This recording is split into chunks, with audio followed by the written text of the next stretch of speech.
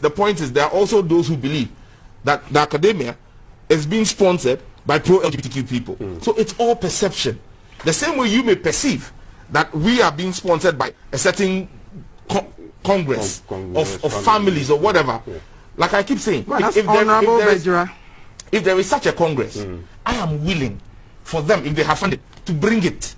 We'll come to GBC, receive it on GBC, and do a proper accounting of how we use the funds for public education. I will run away from it because we have Western money supporting the position. I'm not saying that that's what is supporting the academia, but the position the academia has taken. You have evidence? There are persons. No, he said he's not saying that. I am not saying. He said he's not saying that. So, Prof, please listen to me. He said he's not saying that. So I'm saying that. I'm saying that. Wrap up for me, right? I am not saying that the academia, the 18 of you, are supported by Western money, but I'm saying that there is evidence of Western money supporting persons of like mind who have been advocated. Okay, so it is all perception. But the last thing I will say is, Prof made a very telling statement.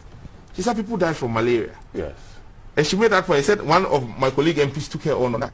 Prof, that's the more reason why you must join us to fight against this canker, because Prof, the problems and medical challenges from the activities of homosexuality far outweigh malaria.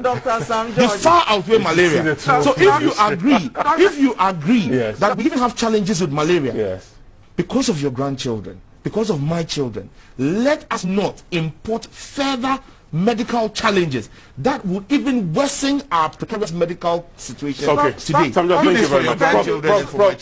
Stop being emotive. Okay? I'm not being emotive. I'm being factual.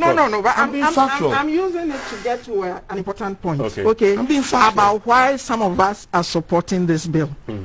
Okay. You may be too young, but if you know the people who are in this coalition and what they have done in this country, some of the facile statements that have been made will not be made. When the Achimota Rasta issue happened, go and ask, love to hear go and ask the parents. You know, I'd love to hear them speak because of the rights of those young boys. Sam. So you will not lecture me on my activism. Huh? Go and ask the parents and go and find out what happened on the Wesley Girls platform when the Muslim students were going on. We don't need any lessons from anybody. No. I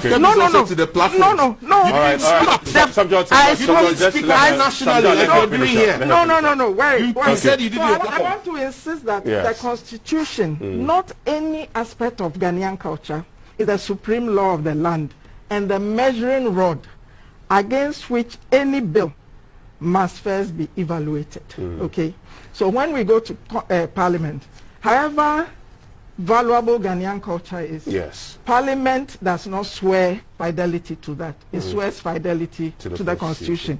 So we are saying that Ghanaian cultural norms, no matter how widely shared, are themselves subject to the Constitution. That's why the Constitution can vitiate a cultural practice, because it goes against the Constitution. Okay? When Mr. Honorable Ayikwe Otu was speaking, this is what I was talking about, this cultural war. So he kept referring to what is happening in Canada, and therefore if we don't know, this is what is going to happen. You know? So, and this thing about Western aid, the Ghanaian state subsists on Western money, on money from abroad. So we are only using the argument because it's being used against all these Western things. We depend on so many Western things. All the V8s and things that you drive, they are coming from all of these things. So for me, it's the selectivity. Even the EU Court of Justice, the EU Court of, yes, it's the selectivity. When something suits your purpose, then you will bring it out. If it doesn't, then, so by all means, we are saying that the bill as presented is not worthy, okay? That we have laws, the Criminal Offences Act, all of those things. Let us go back and look at those laws.